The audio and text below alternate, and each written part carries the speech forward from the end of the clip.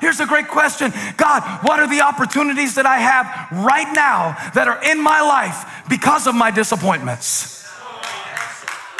She offered God the place of her disappointment. She said, we have that room on the roof that we never got to finish. We never got to buy a bed for our son because God didn't give us one. We never got to put a desk in his room for his homework because God didn't give us one. We didn't get to give him a lamp or a night light. We never got to buy him any pajamas. But there's a man of God who passes through here, and I refuse to stay stuck in the bitterness of what I didn't get. You be Paul, I'll be Silas. And we will turn this prison into a place of praise. We will turn this, I'm telling you, if two of you will touch and agree concerning anything in his name, he will do it. So you might be saying, I'm all alone right now. No, you're not. There's no stipulation on geography in Matthew 18:20. He said, if two of you will touch and agree. So even if you're watching this by yourself, and even if you just signed divorce papers last week, or even if your kid just told you they hate your guts, or even if the third person just told you, no, we do not have the position available, or even if you're dealing with the addiction that makes you feel like a fraud when you smile at people, but there's chains on the inside, God came to tell you, you are not alone. I'll be Paul, you be Silas. And let's make a space for God to fill. I feel praise rising up in this place right now. Woo! I'm glad I came over today. Come on, it's just the two of us. We got more house than we have family. Come on, I got more time than I ever had before. God, I didn't plan on having all this extra time. God said, I gave you the extra to see. Would you trust me? What would you do with it? What would you do with it? What would you do with the extra? In this place. What place? The place of her disappointment. Don't you realize this is what Holly told me on the walk before I ripped off her sermon? And I started preaching it back to her. I said, this is too good to keep just between the two of us. I got to go preach it. I got to preach it for the weekend. I got to preach it for the EFAM. I got to preach it to all of the different countries and all the different people. But it started with just the two of us. She turned to her husband and said, since it's just the two of us, let's meet the needs of this prophet. You know that room that we were gonna, when we built this house, we built it with extra room for the kid God was gonna give us, but why don't we just, I thought by now in my life I was gonna be here. I didn't ask for this situation, but let me offer this situation. I didn't ask for this disappointment. I didn't ask for this thorn. What would it be like to offer God your disappointment? The deep one. The one you smile over. Elisha is laying down one night. He's getting comfortable now. At first she had to urge him for a meal. Now she can't get rid of him. I'm telling you, if you make God a place, he doesn't want to visit, he wants to stay. He wants to stay. He doesn't just want to speak to you. You're like, oh man, I wish I could listen to you preach all day. You don't have to listen to me preach all day. God will speak to you long after I shut up. Just make him a place. So Elisha's laying down, right? And he asked Gehazi, what can we do for this woman? That's what drew me to preaching it, because last week I preached on the question, how far will they go? I talked about how Jesus asked 308 questions and only directly answered 8 of them. And how God is a God of questions, even though we want so many answers. Put a question mark in the chat. That's God's favorite punctuation. I think his second favorite is a comma, because the comma means it might have stopped, but it's not over. Okay, I'll give you 10 seconds. I gotta give you 10 seconds for the comma. He's the God of the comma, but he's the God of the question. And the question is, what will you do with this disappointment? She turned it into a place that God could use. Are you doing that right now? Or are you bitter? Are you in resentment, regret, shame, all those places that we stay? You know what's crazy, Holly? And since it's just the two of us, I can show you this. The question that led me to this text wasn't the question that told me I needed to preach it. When he asked her that, the first time, she pushed him off. She said in verse 13, part B, I have a home among my own people. But Elisha asked again, what can be done for her? Now this is amazing. Can I drop this on you? Okay. He's up there asking God for something that she stopped asking him for a long time ago. You know how you can learn to live with certain things? I'll give you a version of this. I'll never be free from that. I'll just learn to finesse it. That could be anything in your life. Somebody thought of drugs, somebody thought of sex, somebody thought of negative thought patterns. It doesn't matter. So you say, I'll never be free from it. I'm just gonna stop asking. Especially if you raised your hand in church and went down and prayed and okay, this is the time, this is the breakthrough, this is the one, this is it. And so now is kind of a way where you click on church and watch church, but you only let God's word in so far. So you get God's word to cope with stuff, but you've lost hope that it can change. This is the woman. She's a great woman. She's a great woman and God is using her, but there is still something that she stopped asking God for. What is that for you? Because after you've done everything you can do, this is a proactive woman.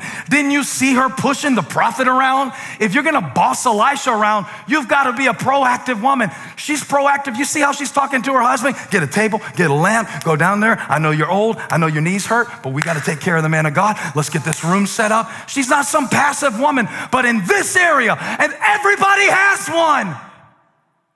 Well, I guess I'll never be happy. I'll be happy when I get to heaven. I'll be happy when I get to heaven. Down here on earth, I'm gonna just make it through. Oh, this is the valley of the shadow of death. God said, I didn't want you to make the valley of the shadow of death your permanent mailing address. I guess I'll just stay in the cave. I guess I'll just be anxious. I guess I'll just live in this state. I guess this is just what it is. This is not all it is. What can be done for her? Elisha wanted to know. I know she said nothing. I know she said she's all right. I know she said she's good. I know she's stable. I know she's great. I know I'm staying in her house, but everybody has a need in their heart. Everybody, even if nobody else knows it. And Gehazi, the scoundrel, said, she doesn't have a son. And Elisha said, get her back. I heard God saying, come back, come back. Come back, come back, come back, come back. You remember how he told Elijah, go back the way you came? You don't belong in a cave. You don't belong in this low state. You don't belong in this pattern. You don't belong in this place. This is not you. You're a child of God. Bring her back, bring her back. I gotta do it. I wanna bless her. I've been brainstorming ways to bless you. Nothing can cancel it. Nothing can stop it. I came all this way. I'm not gonna stop now. I brought you this far. Come back. And then he made her the promise that she had stopped praying about. About this time next year. It's one thing to tell her she's gonna have a baby, but he said you're gonna hold it in your arms. That's emotional. He's giving her a picture of something that has caused her so much pain that she stopped praying. I went through a depression, and the thing about me and Holly, when we were talking about this the other day, and I didn't know if I could share this with you, but she was saying how there were times where she would see me hurting and she could only help so much. And she would feel so helpless. And she would see me hurting, but she would see me continuing to do what I had to do. And it would come and it would go and it would come and it would go. And during that time, I think I started to convince myself that I didn't deserve to feel good. So I would cover it up by saying, well, I'm just gonna serve God. It doesn't matter how I feel. But to bury your disappointment is not a sustainable strategy. And Elisha said, about this time next year, the thing that you've stopped asking, don't you love the passage? He didn't ask for a bed and she didn't ask for a baby. And God is giving them both what they didn't ask for. Is God giving you right now what you didn't even ask for in a way that you could have never anticipated? Come on, it's just the two of us right now. You don't have to put it in the chat, but between me and you, is there something that you've buried? Something that God promised? He said, I'm gonna be out of a guest room soon because about this time next year, there's gonna be blue all over these walls. About this time next year. Oh man, I could just see us right now on December 31st, 2020, like bringing in the new year, like, oh, next year is gonna be better. But she did not respond with praise. Her instinct was to push him away. When God really speaks something significant to you, you push it away. You go, I can't hear that. No. That doesn't feel. Even when something good happens, you get threatened by it, because the last time that I got my hopes up, this is what the woman said: don't mislead me. I've been down this path before. I've hoped before, and it hurts to hope. It hurts to hope. I'd rather just show everybody publicly how good it is. I'd rather just pretend like everything's okay. But just like the prophet said, just like God said, just like he said, verse 17, the woman became pregnant, and the next year, about that same time, she gave birth to a son, just as Elisha had told her. And before we stop and shout over that, the Bible only gives one verse to this little boy's life. The whole chapter has been about her frustration. Wow. One verse about his life. Wow. Here's the verse 17, or verse 18. Verse 18.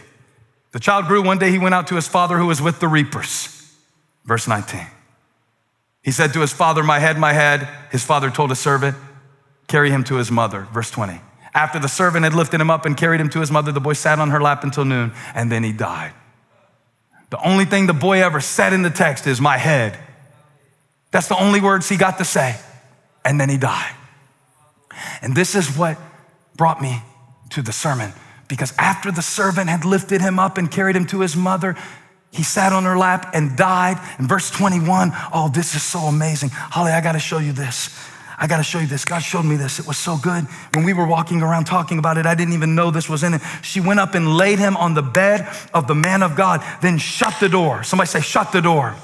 That's important. Shut the door. She shut the door and went out. She called her husband and said, please send me one of the servants and a donkey so I can go to the man of God quickly and return. Notice what she didn't ask her husband to do, what he didn't have the power to do.